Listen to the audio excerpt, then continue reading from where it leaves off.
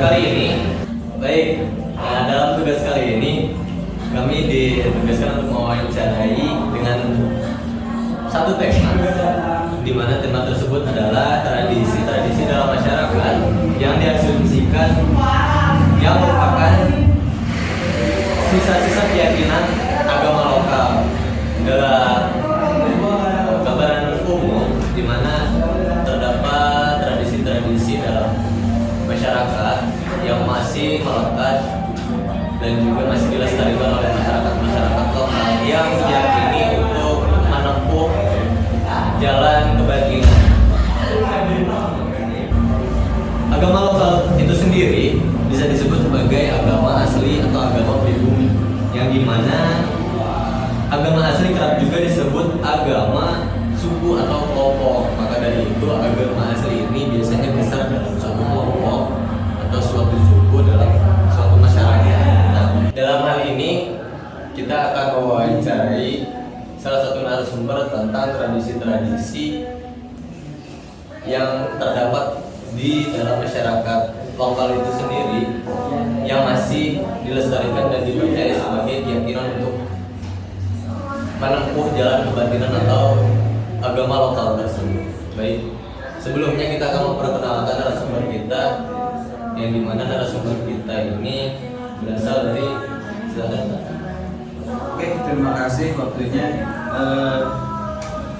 Saya cukup kaget juga dapat panggilan, tiba-tiba dimintai informasi ataupun diwawancarai mengenai tradisi kebudayaan, ya, tradisi kebudayaan atau agama lokal di daerah saya.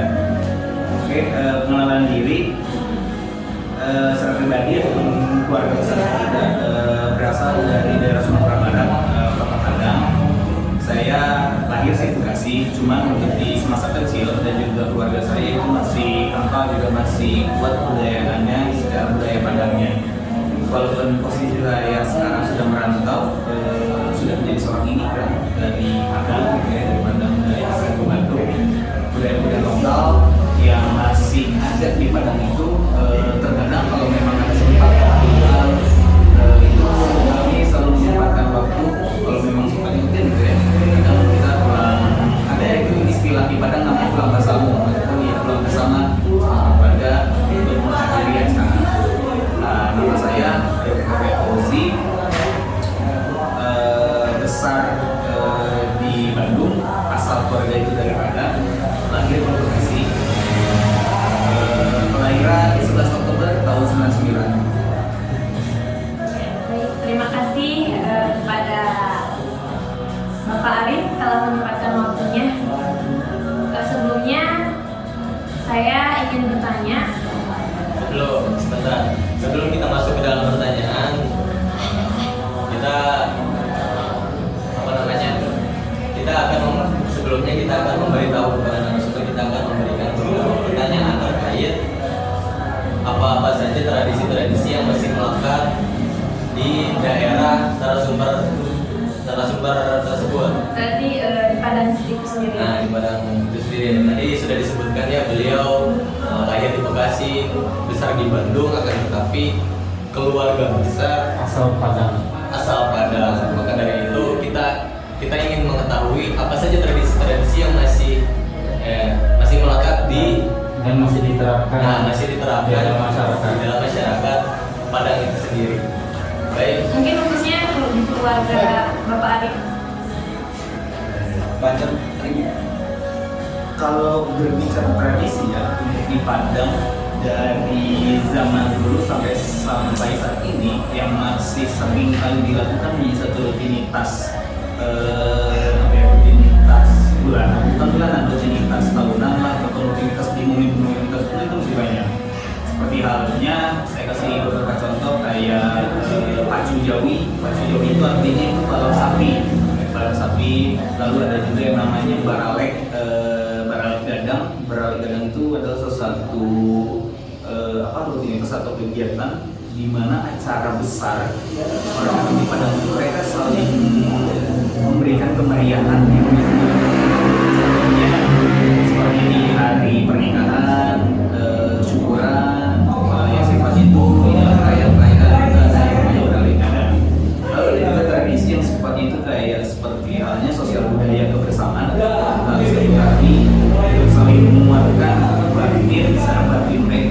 keluarga mereka, secara ikatan apa ya emosional mereka itu ada yang namanya itu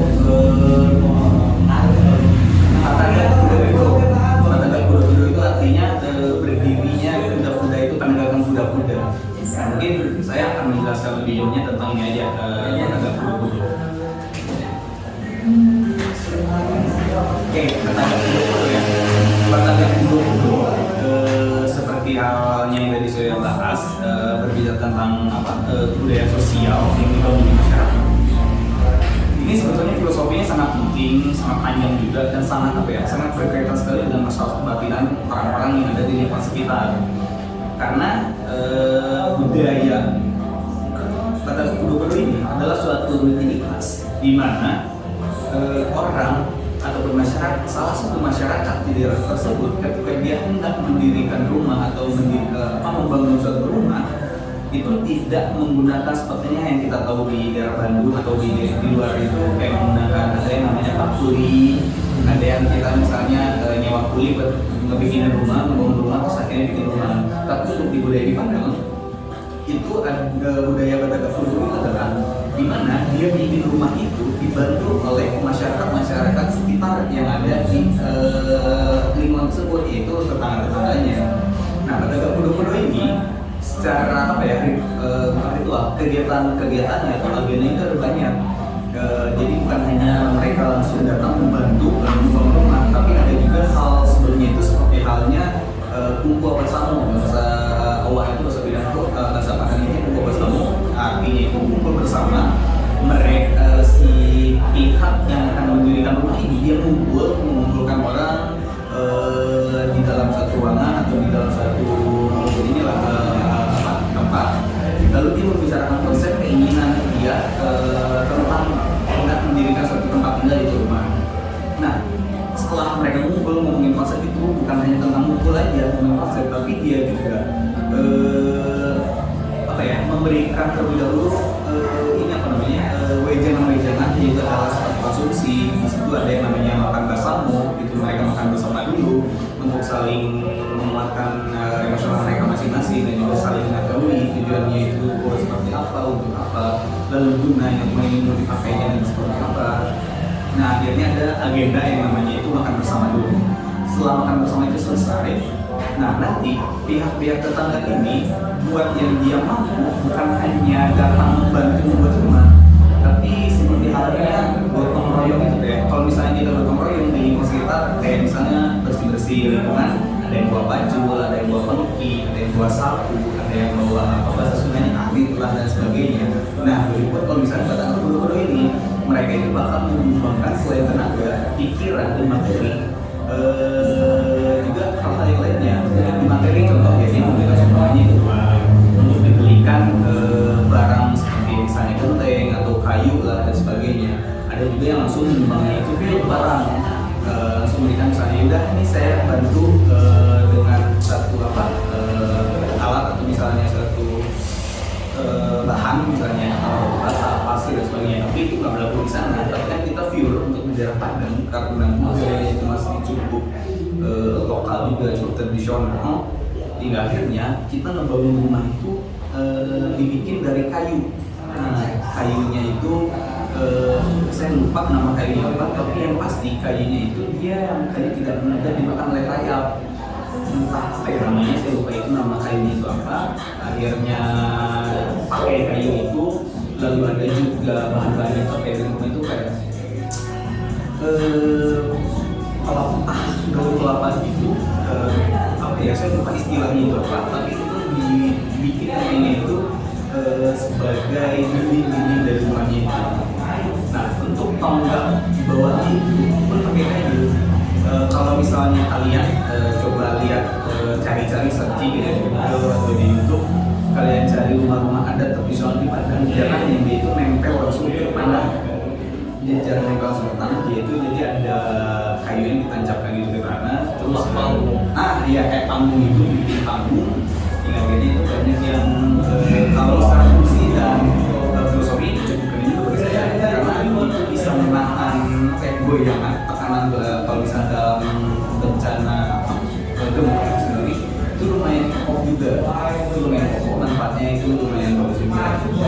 Nah tadi lanjut setelah misalnya apa dicari tadi ada bahan-bahan itu akhirnya orang sama-sama dengan tetangganya, dengan keluarganya, mereka saling membantu satu sama lain. Nah filosofinya itu juga lumayan keren juga. Mereka selain apa ya, selain ingin merekatkan rasa tali persaudaraan mereka, tali kekeluargaan mereka di wilayah itu, gunanya untuk saling membantu juga. Kalau dalam Islam kan itu ya ada istilah saling membantu itu sangat baik juga ya, itu sangat baik. Nah dan filosofinya itu adalah filosofi ini bekerja sama. Ketika kita bekerja sendiri itu cukup kewalahan, ketika kita misalnya hanya hidup sendiri itu tidak mungkin karena kita manusia sosial, ya pasti membutuhkan pertolongan orang lain. Nah akhirnya filosofi lah yang masih tetap dipakai di daerah itu, membangun kata guru itu kan untuk filosofi membangun diri sendiri. Nah mungkin kurang lebihnya gitu sih untuk filosofi membangun kata guru.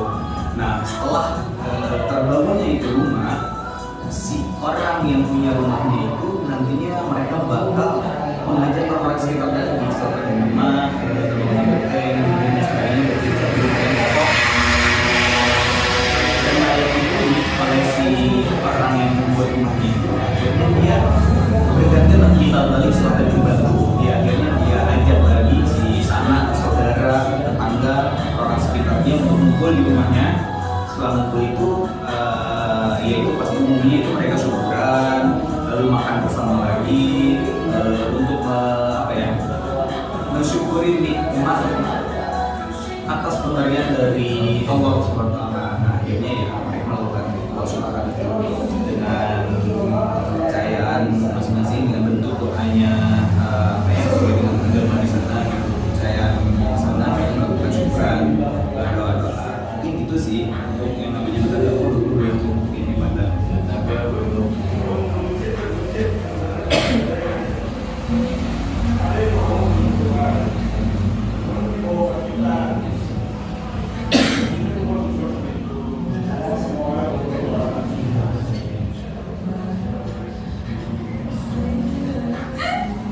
baik.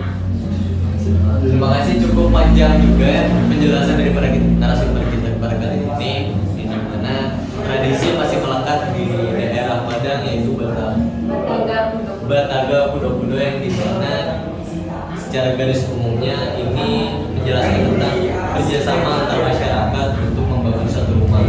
Dan secara tidak langsung itu masyarakat Padang itu apa ya, kayak memperkuat silaturahmi ya, kebersamaannya itu kuat sekali ya dalam hadis itu. Berarti adat itu juga patut untuk dipertahankan ya Pak?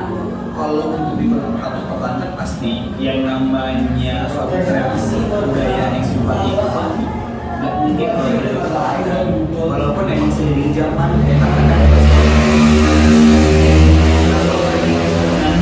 budaya yang baru yang itu sifatnya datang dari luar, bukan dari budaya Indonesia lagi, itu kan cukup menjadi suatu degradasi budaya kita ya, bukan hanya Indonesia lagi tapi keseluruhan budaya yang ada di Indonesia. Nah makanya perlunya edukasi juga, perlunya mempertahankan tradisi-tradisi yang ada di setiap daerahnya. Salah satunya kita untuk mengenal kan dahulu kita, nenek moyang kita, bahwasanya penting loh budaya rasa kebersamaan itu. Dan rasa kebersamaan itu bukan hanya dibangun di saat setiap saat, agar adanya apa ya, keberlangsungan hidup kita kebersamaan di lingkungan kita. Nah kalau misalnya kita filosofi lebih banyak lagi di Padang itu, ketika mereka merantau dari kampung, dari Padang misalnya keluar kota, itu ada namanya kayak apa ya, komunitas lah atau organisasi lah, kumpulan orang-orang perantauan di masing-masing daerahnya. Kayak mereka yang berada di Bandung, Jogja, daerah-daerah lain itu kan pasti punya komunitas. Nah komunitas itulah yang itu juga membuat mereka buat filosofinya berawal dari itu, tali silaturahmi, tali persaudaraan yang sudah mereka bangun waktu di semasa kampungnya, karena mereka juga sama-sama merasakan apa ya, perih susah dari kampung, dan mereka merantau, tidak mungkin mereka menangguhkan dirinya bahwasanya ya saya nggak banding orang lain. Nah itu yang selalu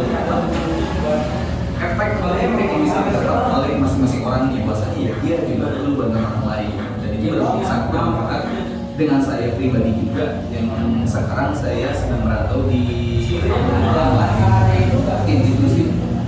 Oke. Nah, tadi juga sudah disebutkan ya bahwa makna daripada Batagor Kudo ini untuk memperkuat kebersamaan sesama masyarakat yang di daerah yang ada di daerah Padang tersebut. Dalam artian dalam agama Islam bisa disebut hablum minanas dalam artian memperkuat tali silaturahmi sesama manusia. Nah, baik, lanjut ke pertanyaan berikutnya mungkin dari tadi yang sudah dijelaskan oleh narasumber kita. Ini ada pertanyaan sekaligus penutup juga. Dampak apa yang bisa timbul ketika tradisi tersebut masih dipertahankan? Begitupun sebaliknya. Itu gimana? Dampak yang bisa didapat ketika ritual-ritual adat itu masih bisa bertahan di daerah kita, di lingkungan saya, di kampung saya. Kalau saya mengacu pada diri saya sekarang, saya sedang merantau, rasanya itu betul-betul jauh beda, betul-betul sangat bermanfaat. Efek atau impact yang bisa didapatkan oleh masyarakat itu ketika posisi tradisi itu masih bisa dipertahankan oleh orang-orang yang mempunyai tradisi itu. Efek positifnya yang bisa kita ambil adalah rasa kekeluargaan itu, karena apa ya? Karena berbicara keberlangsungan hidup untuk kedepannya itu perlu dibangun dari rasa kebersamaan ataupun rasa yang kita miliki. Hal terkecilnya jangankan untuk orang lain, minimalnya kita menyadari bahwasanya diri kita ini bisa memberikan efek itu dan kita bisa memberikan kebermanfaatan bagi orang lain. Yang sampai kita hidup di muka bumi ini, kita hanya yang sudah kita di sini kan bukan atas dasar keinginan kita diberikan kehidupan di dunia ini. Kita ya dititipkan juga di dunia ini. Kita pun tidak akan selamanya hidup di muka bumi ini dan kita pun tidak akan abadi. Nah, rasanya dari filosofi Batagor Kudo ini adalah suatu refleksi terhadap orang minimalnya ya, orang yang ada di sekitar, bahwasanya ya bagus loh budaya ini, jangan sampai kalian hilangkan atau jangan sampai kalian lupakan. Pada dasarnya memberikan kemanfaatan orang lain itu tidak akan ada efek tidak akan ada efek negatif bagi kita. Yang ada ya keberlangsungan ataupun simbiosis mutualisme yang nantinya kita pun bakal mendapatkan efek kebaikan juga. Nah, ketika efek negatifnya ataupun ketika tradisi ini sudah tidak ada atau sudah hilang di daerah itu nantinya membahayakan itu ya. Bagaimana nantinya rasa kebersamaan yang dibangun terutama itu masyarakat yang di sekitar, karena ketika mereka hanya asik dengan diri sendiri ataupun mereka tidak pernah menyadari adanya orang lain di sekitarnya yang harus mereka bantu ataupun yang bisa memberikan dampak baik pada diri kita. Jangan sampai kalau di dalam ajaran orang itu yang namanya hablum minanas itu hilang. Hal terkecil itu kan ketika kita misalnya tidak bisa bertauhid kepada Tuhan kita atau kita tidak bisa melakukan sesuatu dalam beribadah, kalau itu seperti kita menjawab keagamaan, tanggung jawab religi kita sebagai hamba yang mempunyai Tuhan, yang punya agama, yang punya kepercayaan, tapi kita tidak bisa melakukan itu terlebih di hal-hal yang lainnya, salah satunya itu melalui pemilihan itu. Nah, setelah kita pertahankan hal-hal agenda bermanfaatan itu secara khususnya untuk di daerah yang masih ada agenda itu secara umum kan untuk berlangsung kita bersama negara Indonesia, karena perbedaan yang ada di negara itu bukan untuk disamakan, tapi ada di perbedaan untuk menyatukan, mencari asmara ataupun kecintaan, keharmonisan kita, kecintaan kita karena atas dasar perbedaan itu. Ini gitu sih. Sebelumnya terima kasih kasih sebelumnya kepada narasumber yang sudah menyempatkan waktunya dan juga sudah banyak memberikan kita wawasan terkait tradisi-tradisi yang ada di daerah dan khususnya di daerah Padang. Dalam hal ini mungkin yang bisa kami tarik kesimpulannya bahwa di dalam tradisi Bataga Kudo-Kudo itu masih mempercayai yang namanya tradisi kumpul bersama untuk menikmati rasa syukur yang telah diberikan oleh Tuhan. Nah, itu tradisi yang bisa dibilang menjadi suatu tradisi yang menyambung atau bersinergitas dengan agama lokal yang ada di masyarakat Padang itu sendiri. Nah, baik, mungkin cukup sekian dari kami dan sekali lagi terima kasih kepada Bapak Arif. Semoga sehat-sehat selalu dan diberi kesehatan, mudah rezekinya dan juga sehat-sehat keluarganya.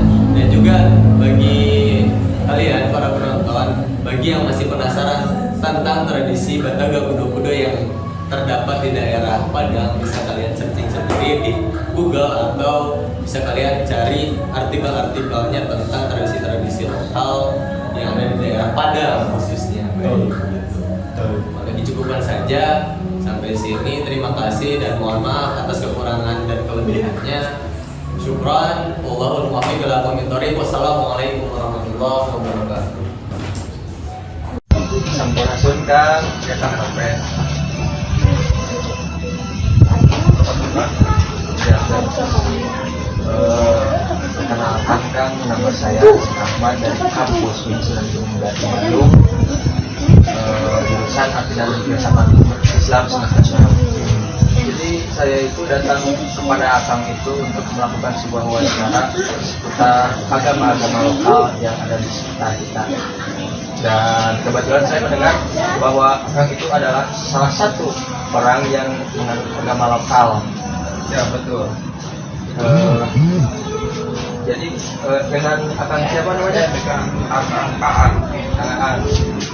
Jadi agama lokal apa yang Akang anut? Saya itu berasal daripada agama lokal Sendawitan Kang, yang emang Sendawitan itu udah agama yang udah temurun gitu paling. Sendawitan ya Kang? Ya. Jadi Sendawitan itu bagaimana dan seperti apa? Oh iya. Sendawitan itu pertama, Sendawitan itu agama warisan daripada nenek moyang dan kakek moyang kita yang terdahulu yang emang secara tersebar luas di tataran Sunda secara khususnya Kang, dan juga ada juga beberapa di luar Sunda juga ada. Tapi secara prinsip ketuhanan itu Sendawitan itu menganut prinsip monoteisme yang emang Tuhan itu esa dan Tuhan itu yang menciptakan kita gitu. Kalau gitu Kang, secara prinsip ketuhanan. Nah, dan lantas yang mendasari perbedaan antara agama lokal seperti Akang tadi Sendawitan kan ya, dengan agama samawi lainnya seperti Islam atau Yahudi, Kristen, seperti apa Kang? Oh iya. Kalau misalkan Islam itu muncul di Jawa ya, itu tuh kalau yang saya tahu itu muncul abad 12 sampai 15 Hijriah dalam halnya masa-masa turunnya gitu. Tapi dalam halnya prinsip ketuhanan pertama nih, akan kita membuka persamaan dulu.